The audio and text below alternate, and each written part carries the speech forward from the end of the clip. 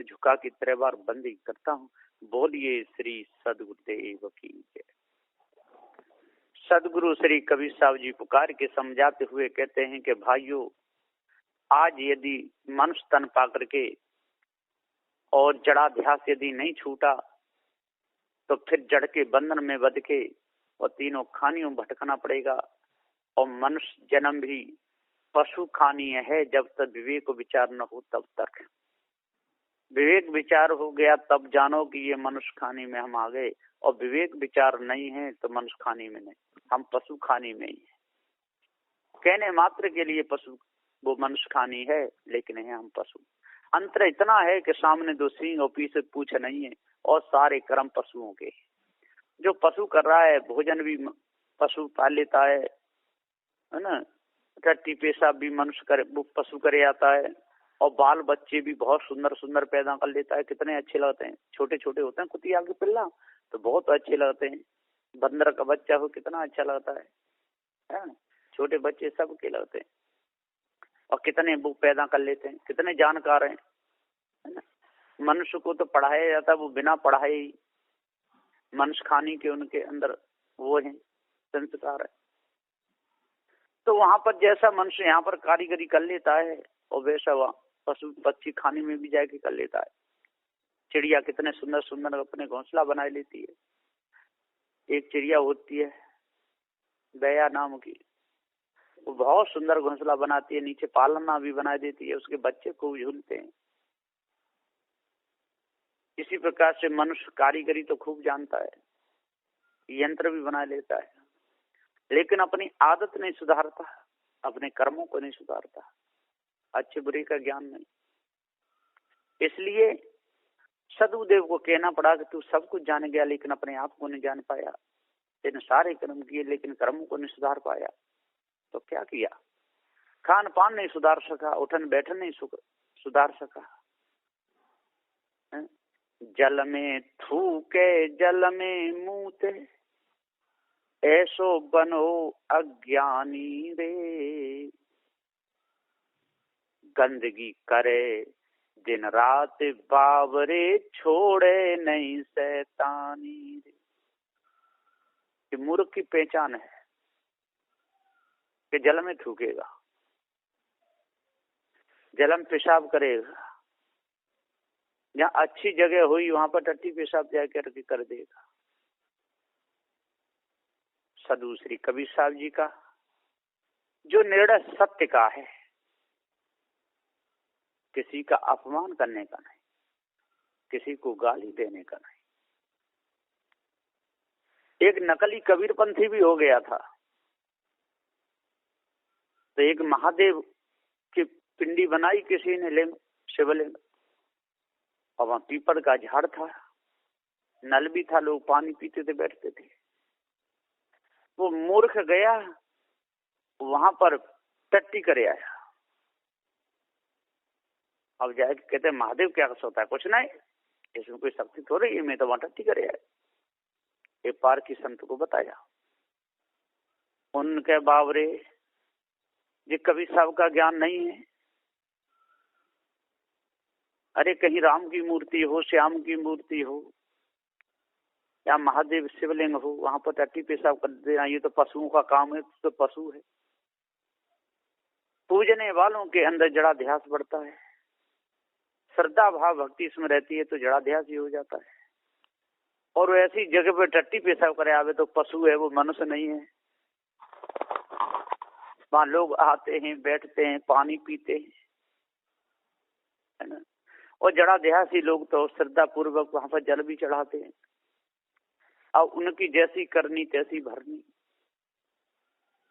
उनका तो भाव शुद्ध हो भी सकता है यदि कोई पारखी सदगुरु मिल गए तो, लेकिन तू ज्ञानी होकर के और तेने ऐसा काम किया तो तू मनुष्य नहीं, तू पशु है। कई बार कई नल हो, राम की मूर्ति हो या किसी की हो, आपको बैठना है या नहाना है तो सफाई कर दो। यदि धूल छा गई है उस मूर्ति पर तो 2-4 बाल्टी डाल दो, बढ़िया तरह धो दो, देखने में भी अच्छी लगे। तो पहले के जो हुए हैं पूर्वज, उनकी मूर्ति है, उसको साफ करने में, सफाई करने में कोई दोष नहीं है। कबीर पंथ में तो यही है कि मूर्ति बना करके न पूजना है न किसी को पूजवाना है। यदि बनी हुई मूर्ति है तो उसको तोड़ना भी नहीं है। क्यों तोड़ना, क्यों किसी का अपमान करना? क्योंकि वो यादगारियां हैं। यादगारी कोई बनी हुई है तो उसको तोड़ना या थूकना, पेशाब करना, टट्टी कर देना, ये तो पशुओं का काम है, मनुष्य का काम नहीं। एक जगह की बात है, एक मंदिर था, वहां पर एक मूर्ति भी थी, पेड़ भी थे, नल भी लगा था। वहां पर 2 साधु पहले नहाने के लिए गए तो महात्मा जी ने नहीं नहाने दिए, भगा दिए। पीछे से उस मंदिर पे मैं भी गया था नहाने। गया तो वहां एक अरहर की लकड़ी का एक झाड़ू रखा था बड़ा, और वहां देख करके पत्ते थे, आम के वृक्ष थे और अशोक का भी झाड़ था। चारों ओर से झाड़ करके बढ़िया तरह और भर भर के एक पास में एक नाला था, वहां पर जाके फेंक दिया। और फेंक करके मैं पानी डाल के बाद नल को रगड़ रगड़ करके उसकी पटिया रहे एकदम चमका दी, बढ़िया कर दिया। नहाने के लिए जैसे मैं बैठा तो वही महात्मा 2 बाल्टी लेकर के आए, साबुन लेकर के आए, एक मग्गा भी लेकर के आए। हमको नहाया मलमल के। जब चला तब वो कहते इस महात्मा ने हमको तो नहीं नहाने दिया, आप कैसे नहाए? हमको क्या मालूम कैसे नहाया, आप कैसे नहाए? कि जा करके हम पानी चलाने लगे, ना लगे तो उन्होंने भगा दिए। मैंने कहा कि वहां आप सफाई किए कि नहीं? कि सफाई क्यों करते? कि तो बस कुत्ता भी पूछ से झाड़ के बैठता है, आप तो मनुष्य हो, वहां नल है, महात्मा वहां बूढ़े रहते हैं, चारों ओर कचरा पड़ा है। अरे थोड़ा झाड़ के कचरा एक तरफ कर दिया तो क्या हो गया? अब वो नल की जो चारों ओर जो कुंडी है उसको साफ करके धो दो, नल को बढ़िया तरह मांज दो। वहां मूर्ति थी, उस पर 1 बाल्टी पानी डाल के, वह कपड़ा भी पड़ा था, उसको धो के नचोड़े पोंछ दे। अब उसमें हमारा क्या बिगड़ता है? हाँ, दोष कब है कि वहां लड्डू चढ़ाना, पेड़ा चढ़ाना, अगरबत्तियां चढ़ाना, जड़ाध्यास उसमें बढ़ाना। अरे मूर्ति तो मूर्ति है, किसी कारीगर ने बनाई है, कारीगरी की विशेषता है। तो नकली कबीरपंथी भी बहुत हो जाते हैं, बहुत से होते, कुछ का कुछ कहने लगते हैं। देखो मैं अभी पेशाब कर दूंगा, देखिए देवता हमारा क्या करेगा। मैं जहाँ टट्टी कर दूंगा, देखो ये देवता हमारा क्या करेगा। इस प्रकार से लोग धोखे में और भूले रहते हैं। तो सदगुरुदेव जी पुकार के समझाते हुए कहते हैं कि जब तक ये जड़ाध्यास हमारे अंदर बना रहेगा, ये पत्थरों की मूर्तियों को जब तक हम पूजते रहेंगे, नकली देवी देवताओं की जब तक हम पूजा करते रहेंगे, तब तक हम जड़ाध्यास ही हैं। और बनी हुई मूर्तियों को यदि हम उनकी अवहेलना करेंगे, उनकी निंदा करेंगे, तब भी हम अज्ञानी हैं। और जहाँ मूर्तियां बनी हुई हैं वहां पर टट्टी पेशाब करेंगे, तब भी हम अज्ञानी हैं। ज्ञानी की पहचान है न पूजा करनी है इन जड़ मूर्तियों की, न किसी को करने की सलाह देनी है। यदि वहां पर बैठना है, गंदगी है, चारों जिधर रहना है रहो, मस्त, उसमें कोई दोष नहीं। उस मूर्ति को पूछ दो खिलौना समझ करके, तो समझ लो कि ये यादगारियां हैं, पत्थर की मूर्ति ये बनाई हैं और श्रद्धालु लोग हैं। अब यहाँ पर आकर सिर झुकाते हैं, उनको तो बेचारे को जड़ चेतन का ज्ञान है नहीं। अब समझाने से समझाएं तो ठीक है, और ना समझें तो जैसी उनकी करनी है तैसी उनकी भरनी है। उसमें अपन तो कुछ भी नहीं कर सकते। हम किसी को सुख नहीं दे सकते तो हमको दुख देने का कोई अधिकार नहीं है। हम कहीं सफाई नहीं कर सकते तो गंदी करने का हमको अधिकार नहीं है। हम भूखे को भोजन नहीं देते तो उसे दुखाने का अधिकार नहीं है। हम किसी को कपड़ा नहीं दे सकते तो छिनाने का हमको कोई अधिकार नहीं है। हम क्यों किसी को दुखावें, क्यों किसी को सतावें? क्योंकि हमको जड़ चेतन का ज्ञान हो गया। जब जड़ चेतन का ज्ञान हो गया तो वहां पर तो पवित्रता आनी चाहिए, शुद्धता आनी चाहिए। लोग गालियां देने लगते हैं। देखो मैं महादेव का नाम लेके गाली, तब मेरा क्या बिगाड़ लेगा? अरे मूर्ख, वो तो जड़ मूर्ति है, वो तो कुछ नहीं बिगाड़ेगा। पर जो जो उनके जो पहले जो हो चुके हैं, जो उनको गाली देना हुआ, जो महादेव नाम के कोई व्यक्ति हुए उनका ये अपमान हुआ, राम नाम के हुए उनका अपमान हुआ, श्याम नाम के हुए उनका अपमान हुआ है? अब आप तो समझ रहा है कि हम पत्थर का अपमान कर रहे हैं। पत्थर का तो अपमान होता नहीं, वो तो ऊपर गिर गया तो सारे फूट जाएगा तेरा मुंह सब। तो वहाँ पूजा करना भी दोष है, उसके आसपास घूमना, दंडवत प्रणाम करना, ये भारी दोष है। तो सदगुरुदेव जी यहाँ पुकार के समझाते हुए कहते हैं कि हे भाई ज्ञानियों, हे विद्वानों, 4 वे 6 7 18 पुराणों के ज्ञाताओं, आज आप लोग जान लो, सीख लो। पूजा किसे कहते हैं, पूजा कैसे करनी चाहिए, श्रद्धा किसे कहते हैं? अरे राम के प्रति श्रद्धा रखना कोई दोष नहीं है, श्याम के प्रति श्रद्धा रखना कोई दोष नहीं है। जो जो अपने अपने इष्ट माने उनकी तरफ दोष, कोई दोष है ही नहीं।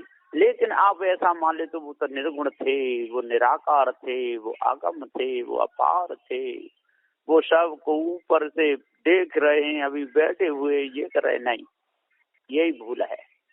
वो अपने अपने समय पे हुए और अपना अपना कार्य पूरा करके चले गए, और हम भी अभी वर्तमान में हैं और हम भी अपना अपना कार्य करके चले जाएंगे। यदि अधूरा रह गया तो फिर हमको आना पड़ेगा।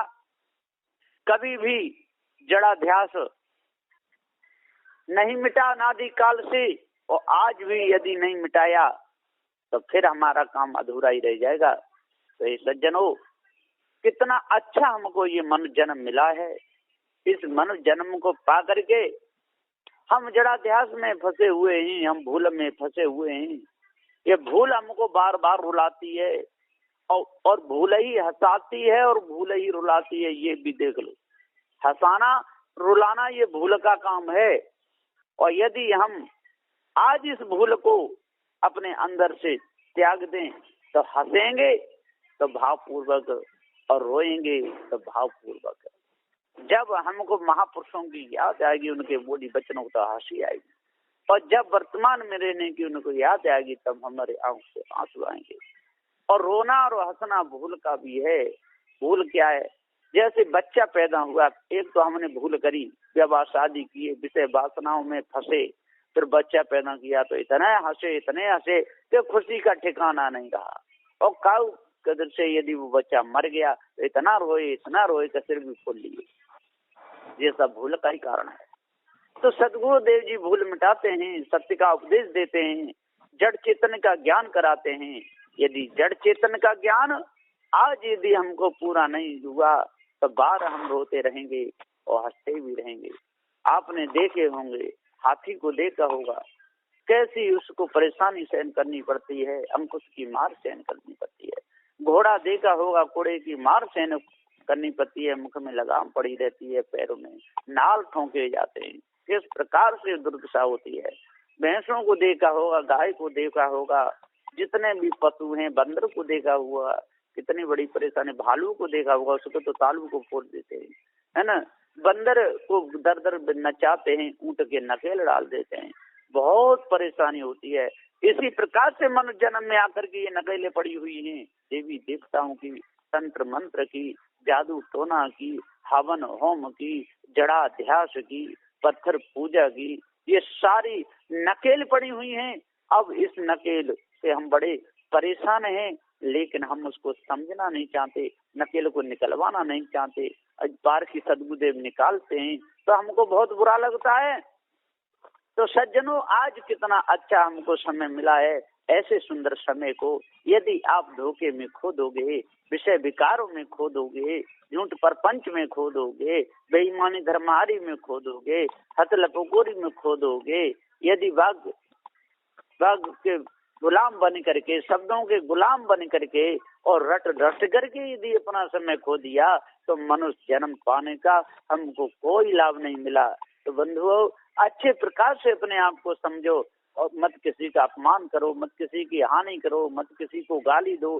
जड़ चेतन का ज्ञान बताओ, जड़ चेतन के ज्ञान समझेगा तो उसका तो अंतःकरण पवित्र हो जाएगा, और जो नहीं समझ पाया वो तैसा का तैसा रहेगा। अपना काम है केवल बताने का, केवल रास्ता बताने का, कोई चले या ना चले, अपना काम है भैया, ये गंदगी है इसको खाना नहीं, वो खावे या छोड़े, अपना काम है, ये गंदा नीर है, गंदा जल है, इसको पीना नहीं, पीना ना पीना ये उसका विषय है भैया, यहाँ पर बैठना नहीं, यहाँ जुआ होता है तू बदनाम हो जाएगा, अपना समझाने का काम है। यहाँ सट्टे वाले लोग बैठते हैं, सट्टा लगाते हैं, यहाँ बैठना नहीं, तू बदनाम हो जाएगा। यहाँ पर वेश्यालय है, यहाँ पर गंदे लोग आते हैं, तू यहाँ बैठना नहीं है, माने या ना माने अपना समझाने का काम है। ये इस रास्ता पे कांटे हैं, इस पे तू जाएगा, बहुत भारी परेशानी भुगतनी पड़ेगी। ऐसा अपना समझाने का काम है। यदि अपन स्वयं समझाएं और दूसरे को समझाएं और दूसरा आपकी समझ की बात माने या ना माने, उसमें अपना कोई दोष नहीं। कहीं कबीर हम जात पुकारा, पंडित हो सो ले बिचारा। यदि कोई विद्वान होगा, कोई पंडित होगा, इसकी प्रखर पंडा तीव्र की बुद्धि होगी, शुद्ध आचरण पवित्र इसका यदि भाव होगा, तो अपने आप के वचनों की कीमत करेगा, और नहीं तो मूर्ख होगा वो निंदा करेगा, ज्ञानी होगा उसमें से समझ लेगा, है ना। तो इसलिए सब तरह के लोग मिलेंगे। सदगुरु श्री पूरन साहब जी कहते हैं, कोई बोले कोई टोले, कोई डारे सिर धूर, कोई स्तुति निंदा करे, कोई ज्ञानी कोई कूर। कोई बोले कोई ठोले, कोई बोलेगा भैया है कहाँ से आया है, कैसा डोल रहा है, अरे तेरे को शर्म नहीं आती, कमा के नहीं खाया जाता, खाए खाए के मोटा हो रहा है, हरामी हो गया है, घर परिवार को छोड़कर डोल रहा है, माता पिता की तेरे पे सेवा नहीं की जाती है, क्यों डोल रहा है बावरा बना, अरे जा अपना काम कर। कोई बोले कोई ठोले, और कोई पीछे से आके ठेल देगा, हाथ से बगल में अंगूठा कर देगा, कोई लकड़ी चुबा देगा और कह दे है भाग कहाँ से आ गया, भिखमंगे कहीं के, तो शर्म नहीं होती, एक रोटी ढूंढे, अरे कहीं काम कर, कमाए के खा, तेरा बाप कमाए के रखे गया यहाँ, तो आ गया है। तो सब तरह के लोग मिलते हैं, कोई बोले कोई ठोले, कोई डारे सिर धूल, और कोई महात्मा लोग निकल रहे हैं ऊपर से रेत भर करके धूल और उसके सिर पे डाल देंगे। अब अरे महात्मा जी मैंने देख नहीं पाए, अरे आप थे, मैं तो देख रहा था, अरे कोई बात नहीं, कि नहा धो लेना, कोई बात नहीं, आप तो महात्मा ठहरे, आपको कहीं ब्याह बारात में तो जाना ही नहीं है, आप तो फक्कड़ फकीर है, कोई चिंता की बात नहीं।